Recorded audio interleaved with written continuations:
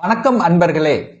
அஸ்ட்ரோசிரி channel வாயிலாக நான் உங்கள் அஸ்ட்ராலஜர் டாக்டர் சதீஷ். மீனவராசி அன்பர்களே, இந்த 2024ஆம் வருடம் பிப்ரவரி மாதம் எப்படி இருக்கும் அப்படின்னு பார்க்கும் பொழுது, உங்களுடைய ராசிநாதன் என்று சொல்லக்கூடிய குரு பகவான் 2ஆம் இடம் என்கின்ற தனம், குடும்பம், வாக்கு சம்பந்தப்பட்ட அந்த இடத்துல போய் அமர்ந்திருக்கார்.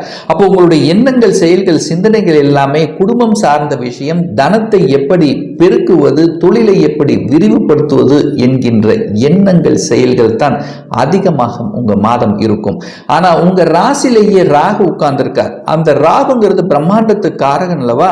அப்ப பிரம்மாண்டமான ஒரு ஆசையை வளர்க்கக்கூடிய அமைப்புல இருந்துரும். அப்ப அளவுக்கு அதிகமான ஆசை அப்படிங்கிறதுக்குள்ள நீங்க போகக்கூடாது. ஏன்னா ராகுங்கிறது ஒரு சர்ப்ப கிரகம், பாம்பு கிரகம் உங்களுடைய தலையிலேயே உட்கார்ந்திருக்கார். அப்போ உங்களுடைய செயல்கள், சிந்தனைகள் எல்லாமே என்னாகும்? பாம்பு மாதிரி ஒரே மாதிரி இருக்காது, ஒரு மாறிக்கொண்டே இருக்கக்கூடிய அமைப்பில் இருக்கும். அப்போ எந்த ஒரு விஷயமாக இருந்தாலும், எந்த ஒரு புதிய விஷயங்கள் நீங்கள் ஆரம்பித்தாலும் ஒரு தடவைக்கு 2 தடவை யோசித்து செயல்படுவது தான் சிறப்பு அப்படிங்கிறத ஞாபகத்தில் வைத்துக் கொள்ளுங்கள். 2ஆம் இடத்துல, அதாவது உங்களுடைய தனஸ்தானத்தில் குரு பகவான், உங்கள் ராசிநாதன் உட்கார்ந்திருக்கார்.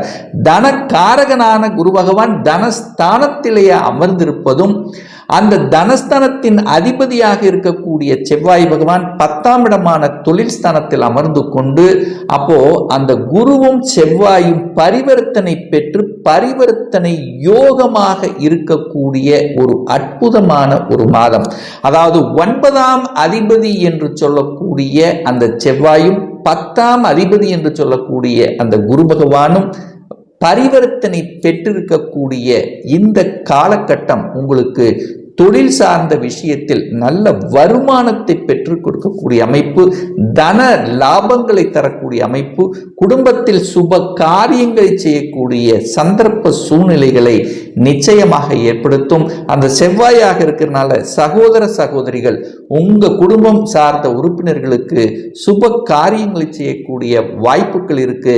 என சனி பகவான் 12ல் இருக்கார், 11க்குரியவன் 12ல் இருக்கார். அப்போ நிறைய செலவு செய்யக்கூடிய வாய்ப்புகளின் சந்தர்ப்பங்களை ஏற்படுத்தும்.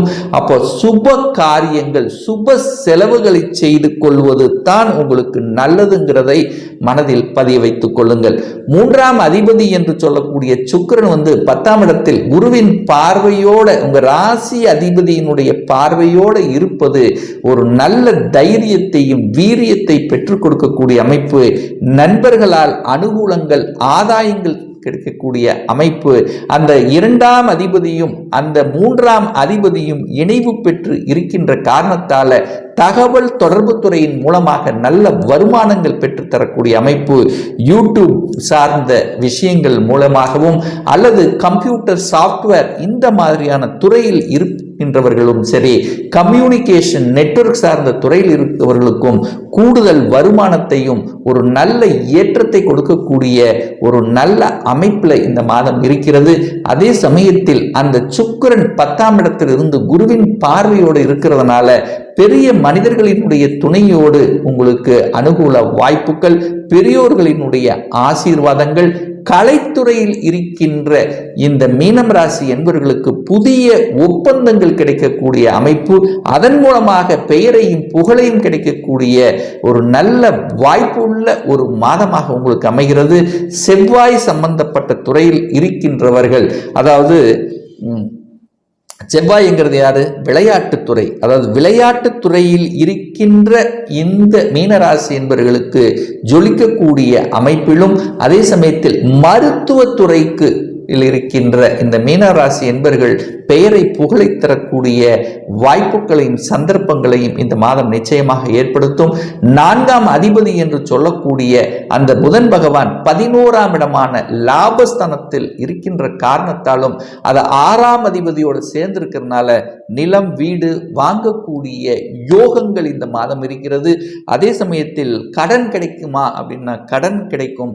கடன் மூலமாக நீங்கள் ஒரு வீடு வாங்குறது, ஒரு இடத்தை வாங்கக்கூடிய அமைப்புகள், அல்லது பழைய வண்டி வாகனங்களை விற்றுவிட்டு ஒரு புதிய வண்டி வாகனங்கள், உங்கள் மனதுக்கு பிடித்த வாகனங்களை வாங்கக்கூடிய அமைப்புகளும் இந்த மாதம் உங்களுக்கு அமோகமாக இருக்கிறது அப்படின்னு சொல்லலாம்.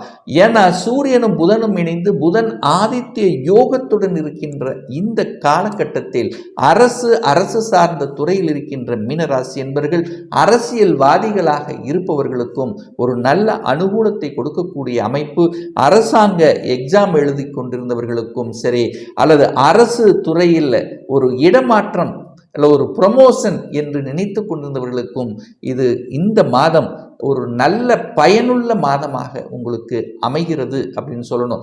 அதே சமயத்தில் குழந்தைகளினுடைய நலன் சார்ந்த விஷயங்கள் திருப்திகரமாக இருக்குமானா குழந்தைகள் சிறப்பாக வளரக்கூடிய அமைப்புகள், இன்னாரது குழந்தை என்று பெயரேற்றக்கூடிய அமைப்பும், அந்த குழந்தைகள் புதிய புதிய தொழில்நுட்பங்களை, அதாவது ஒரு வேலையில் இருக்கிறாங்கன்னா அடிஷனலாக படிக்கக்கூடிய வாய்ப்புகளும் இந்த மாதம் உங்களுக்கு சிறப்பு ஏற்படுகிறது. அப்போ இதுவரைக்கு ஒரு குழந்தையினால ஏதாவது ஒரு விரயத்தை ஏற்படுத்தி கொண்டிருந்தது, தன்னுடைய பேச்சை கேட்காமல் இருக்கிறார்கள் அப்படின்னு வருத்தப்பட்டு கொண்டிருந்த அவர்களுக்கெல்லாமே குழந்தையின் மூலமாக அனுகூல மேன்மைகள் தரக்கூடிய அமைப்பும், அந்த குருவினுடைய பார்வை 6ஆம் இடத்தில் பதிகின்ற காரணத்தால், அதாவது உங்கள் ராசி அதிபதி தன காரகன் 6ஆம் இடத்தின் மீது பதிகின்ற காரணத்தால் வேலையை விட்டு வேலையை திடீரென இழந்தவர்களுக்கும் இந்த மாதத்தில் நிச்சயமாக வேலை கிடைக்கக்கூடிய வாய்ப்புகள் சந்தர்ப்பங்கள் சிறப்பாக இருக்கிறது. என 6ஆம் அதிபதி என்று சொல்லக்கூடிய அந்த சூரியன் இந்த 13ஆம் தேதி பிப்ரவரி 13ஆம் தேதி அந்த 6ஆம் இடத்தை பார்க்கக்கூடிய அந்த நிகழ்வு இருக்கின்ற காரணத்தால் நிச்சயமாக வேலை அப்ளை பண்ணி காத்து கொண்டிருப்பவர்களுக்கு வேலை கிடைக்கக்கூடிய அமைப்பு, அதிகார வேலைக்கு செல்கின்றவர்களுக்கு அதிகாரத்துடன் கூடிய அமைப்பும் உங்களுக்கு சிறப்பாக இருக்கு. மருத்துவ துறையில் இருக்கின்றவர்களுக்கு அதில் பெயர் புகழ் கிடைக்கக்கூடிய வாய்ப்புகள், தந்தையினுடைய தொழிலை எடுத்து நடத்துபவர்களுக்கும் கூடுதல் அனுகூலங்கள் கிடைக்கக்கூடிய வாய்ப்புகள் சிறப்பாக இருக்கு. 7ஆம் இடத்தில் கேது உட்கார்ந்திருக்கார். அப்போ 7ஆம் இடத்தில் கேது இருக்கிறதுனால குடும்பத்தை கெடுத்து விடுமோ என்கின்ற ஐயப்பாடு ஏற்படுத்தும். ஆனால் அப்படி கிடையாது. அந்த புதன் வீட்டில் இருக்கின்ற கேது நல்லதை செய்தும் நல்ல ஞானோதயத்தை கொடுக்கும்.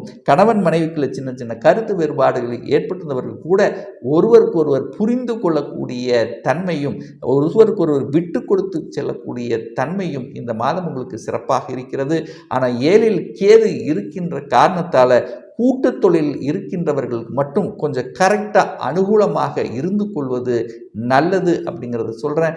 8ஆம் இடத்தின் அதிபதி என்று சொல்லக்கூடிய சுக்கிர பகவான் 10ஆம் இடத்தில் அமர்ந்து கொண்டு அந்த குருவினுடைய பார்வை இருக்குல்லவா, அப்போ ஒரு வேலை பளு இருக்கு, அது ஒரு மாதிரியான வேலை 1 மணி நேரம் செய்ய வேண்டிய வேலை 2 மணி நேரம் ஆகிறது, கூடுதல் பளு இருக்கிறதே என்று நினைத்து கொண்டிருந்த இந்த மீனராசி என்பர்கள் இந்த மாதம், அதாவது இந்த சுக்கிரனுடைய பெயர்ச்சிக்கு அப்புறம், சுக்கிரனுடைய பெயர்ச்சி எப்போ ஏற்படுதுன்னா இந்த பிப்ரவரி மாதம் 12ஆம் தேதி அந்த சுக்கிரன் 11ஆம் இடமான லாபஸ்தானத்தில் போகிறார் அல்லவா, அப்போ 8க்குரியவன் 11ல் போகும்போது திடீர் அதிர்ஷ்டத்தை கிடைக்கக்கூடிய வாய்ப்புகள் ஏற்படுத்தும். எந்த மாதிரியான திடீர் அதிர்ஷ்டம் அப்படின்னு நீங்கள் கேட்டிங்கன்னா, ஒரு ஷேர் மார்க்கெட்டில் திடீர் அதிர்ஷ்டம் கிடைக்கக்கூடிய வாய்ப்புகள் ஏற்படுத்தும். அல்லது பணத்தை கொடுத்து ரொம்ப நாளாக கொடுத்து வராத பணம் திடீர் என்று வரக்கூடிய சூழ்நிலை சந்தர்ப்பங்களையும் நிச்சயமாக உருவாக்கும். 9ஆம் இடத்த அதிபதி என்று சொல்லக்கூடிய அந்த செவ்வாய் பகவான் 10ஆம் இடத்தில் இருக்கின்ற காரணத்தால், அதாவது தனக்கு 2ஆம் இடத்தில் இருக்கிறதுனால பாக்கியங்கள் பெருகக்கூடிய அமைப்பு, குழந்தை பாக்கியம் இல்லாதவர்களுக்கு திடீரென்று குழந்தை பாக்கியம் கிடைக்கக்கூடிய வாய்ப்புகளையும் சந்தர்ப்பங்களை ஏற்படுத்தும். ஒரு சிலருக்கு பார்த்தீங்கன்னா திடீரென்று திருமணம் நடக்கக்கூடிய சந்தர்ப்ப சூழ்நிலைகளை ஏற்படுத்தும். என கேது 7ஆம் இடத்தில் இருந்தாலும் சின்ன சின்ன தடைகளை கொடுத்தாலும் நிச்சயமாக திருமண வாய்ப்புகளையும், ஒரு நல்ல தசாபுத்தி உங்களுக்கு நடக்கும்போது திருமண வாய்ப்புகளை ஏற்படுத்தும். ஸோ இந்த மாதம் பார்த்தீங்கன்னா இந்த 10, 11ஆம் இடத்துல கிரகங்கள் இருக்கின்ற காரணத்தால் தொழிலில் மாற்றங்களை தரக்கூடிய வாய்ப்பு இருக்கு. ஸோ எந்த மாற்றமாக இருந்தாலும் அந்த மாற்றங்களை இருப்பது உங்களுக்கு கூடுதல் சிறப்பை ஏற்படுத்தும்.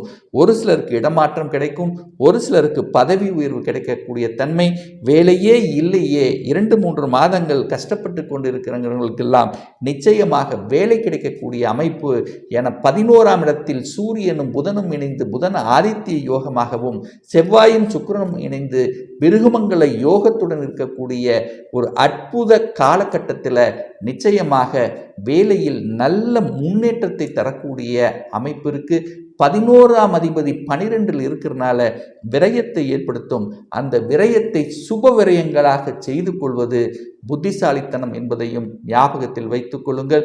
ஒரு நல்ல தெய்வ வழிபாடு அப்படின்னு நீங்கள் எடுத்துக்கொண்டால் உங்க ராசிக்கு 7ஆம் இடத்தில் கேது இருக்கின்ற காரணத்தால யாருக்கெல்லாம் இந்த திருமணம் சார்ந்த விஷயத்தில் ஒரு தொந்தரவு இருக்கிறதோ, ஒரு கணவன் மனைவிக்குள்ளே ஒரு அன்னோனியம் இல்லை என்று நினைக்கிறீர்களோ, அல்லது கூட்டுத் தொழிலில் ஏதாவது ஒரு பிரச்சனை நினைக்கிறீர்களோ, ஒவ்வொரு நாளும் அந்த விநாயகமூர்த்தி வழிபட்டு செல்லும் போது நிச்சயமாக இதில் இருக்கக்கூடிய அத்தனை குழப்பத்தில் இருந்து விடுதலை கிடைக்கும் என்பது தான் நிதர்சனமான உண்மை.